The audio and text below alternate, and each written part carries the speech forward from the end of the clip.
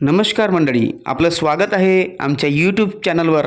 मी आहे जयदेव कुंभारे आणि विशेष माहितीसह आज मी तुमच्यासमोर उपस्थित आहे. मंडळी, काल पुन्हा बच्चूभाऊ कडू यांनी दिव्यांगांच्या आणि अनाथांच्या आणि निराधारांचा मुद्दा उचललेला आहे. तुम्ही व्हिडिओ पूर्ण पहा, खूप महत्त्वाची माहिती आहे. पण सबस्क्राईब करायला विसरू नका.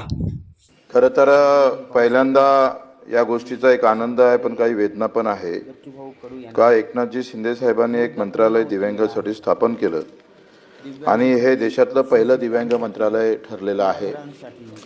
आणि या पहिल्या दिव्यांग मंत्रालयाचे पहिले मंत्री आता याची उत्तर देणार आहे आणि म्हणून तुमचंही खास करून मी आभारच मानतो.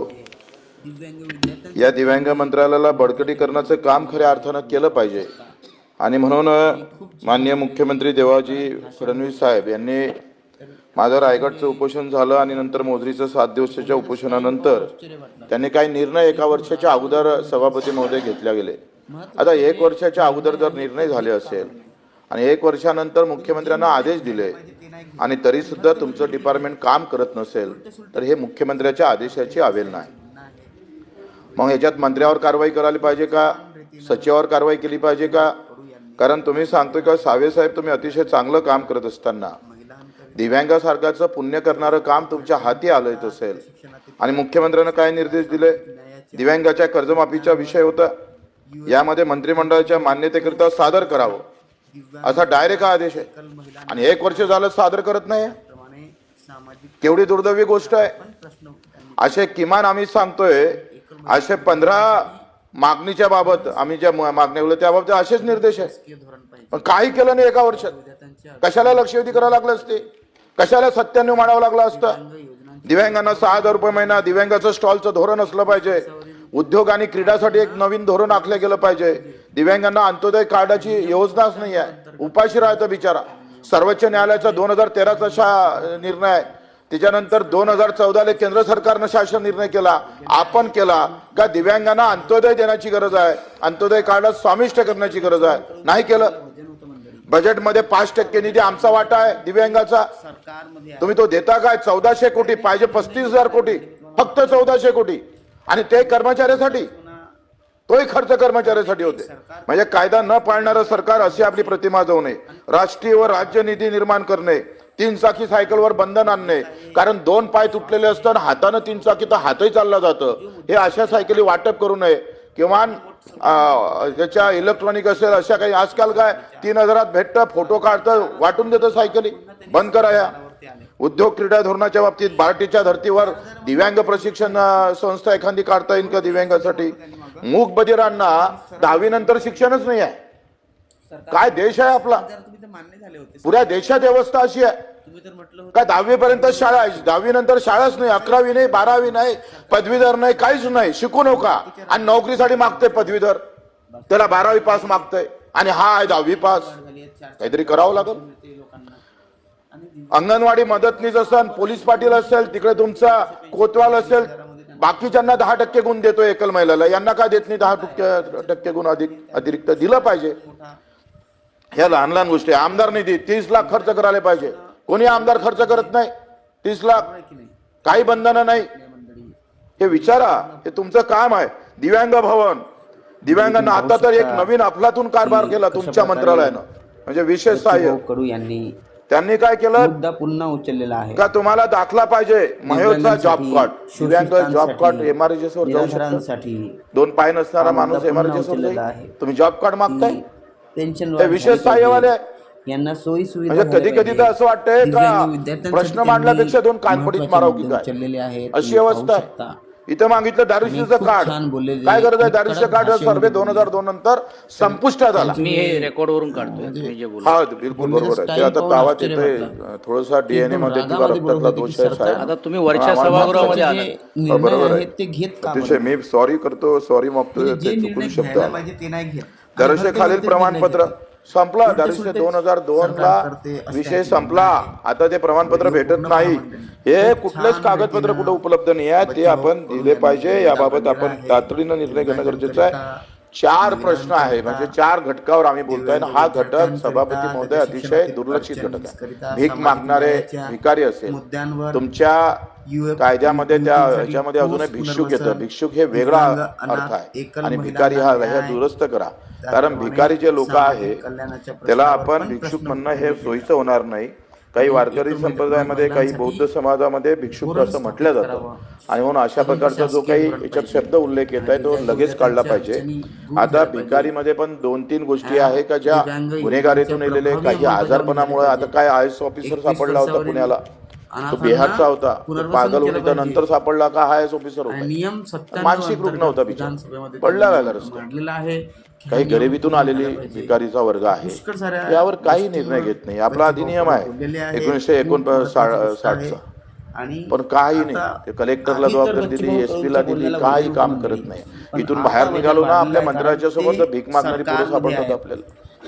हे मंत्रालयाच्या जवळ जे सावली पडते ना, त्या आम्ही पाहतो त्या ठिकाणी आपण त्या चौकात आपले पोरं असतात भीक मागतात. का निर्मूलन होत नाही? का बरं व्यवस्था होत नाही? त्याचं पुनर्वसन का केलं जात नाही? ह्याही प्रश्न खऱ्या अर्थानं मनावर घेतला पाहिजे. मी अतिशय शेवटच्या घटकासाठी काम करतोय आणि मग अनाथाचं आरक्षण आम्ही दिलं. 1% आरक्षण भेटलं. आमच्या भारतीय साहेबांनी त्याच्यात बरीचशी मदत केली. आपण पाहतो का हे आरक्षण आम्ही विधानसभेत पहिली लक्षवेधी आम्ही तिथं त्यावेळेस मांडली. पंकजाताई मुंडे तेव्हा मंत्री होत्या. आता आपण आरक्षण दिलं, पण त्यांच्यासाठी 21 वर्षानंतरच्या मुलींना राहण्यासाठी व्यवस्था आहे, खाजगी अनुरक्षण गृह आहे, पण ते अपुरे पडतं. कुठे जावं 21 वर्षानंतरच्या मुलींना? त्याला आई नाही, वडील नाही, धर्म नाही, जात नाही, पंथ नाही, त्याचं गाव नाही, कुठं चौकातून उभं राहायचं का त्या महिला मुलींना? मेरा नाम पूजा गोयल है। मैंने टोटरमेंट ज्वाइन किया 2019 अगस्त में। मैंने नेट पे सर्च किया ऐसी कोई कंपनी मिल जाए कि जो सभी कंपनियों को अप्रोच कर सके और कोटेशन भी अच्छा और तुरंत फास्ट कस्टमर को सर्विस भी मिल सके। तो मुझे टोटरमेंट का प्रश्न आहे खूप मोठा की असं का एका इकडे आपण धर्माचा प्रचार करतो, प्रसार करतो आणि ही अधार्मिकता का वागवतोय आपण? का अशा पद्धतीने वागतोय? व्हिडिओ पूर्ण पहा. सभापती महोदय, कधी कधी राग येते का ही यंत्रणा अशी काय? याच्यासाठी आपल्याला आंदोलन करावं लागत असेल, याच्यासाठी आम्हाला लक्षवेधी सत्यानुसारखा प्रस्ताव आणावा लागत असेल, हेच दुर्दैव आहे आमचं. झारखंड, मध्य प्रदेशनं मुख्यमंत्री बाल आशीर्वाद योजना राबवली, 4,000 रुपये देतं.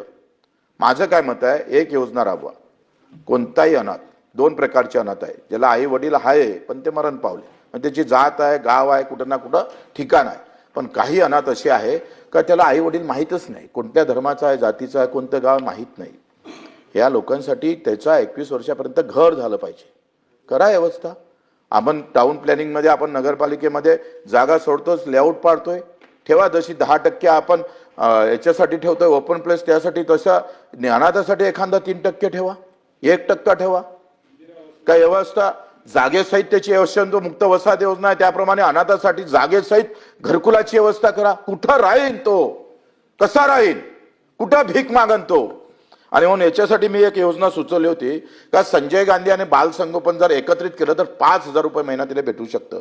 आणि जन्मताच मनात झाल्याबरोबर त्याला माहीत झालं, 2 वर्षाचा असो 3 वर्षाचा असो, ही योजना त्याला चालू ठेवा. आणि या योजनेला LIC जोडा, म्हणजे त्याचे 1,000 रुपये खर्च होईल, 4,000 रुपये दर महिन्याचे जमा झाले तर 18 वर्षानंतर 10 लाख रुपये जमा होऊ शकते आणि 10 लाखात त्याची व्यवस्था होते.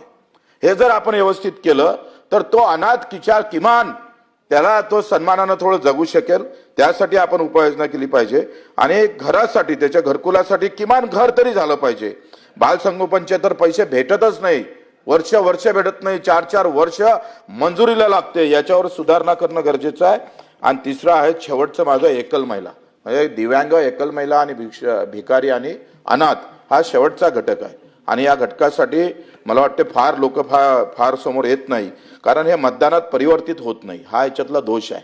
हा जेव्हा मतदानात परिवर्तित झाला असताना माझा दिव्यांग एक आमदार पाडू शकतो. एका मतदारसंघात 4-4, 5-5, 7-7 हजार लोक आहे, पण तो त्या राजकीय दृष्ट्या एकत्र आला नाही, तर त्याचा दोष आहे, जाऊ द्या. पण मला असं वाटतं का एकल महिला आहे, पुनर्विवाहासाठी आपण का बरं एखादी योजना आणत नाही? ज्या एकल महिला आहे त्यांचं आता लगेच कधी आमच्या महिला लग्न झाल्याबरोबर मरण पावतं, पण त्यांचं पुनर्विवाहासाठी आपण योजना आखली पाहिजे.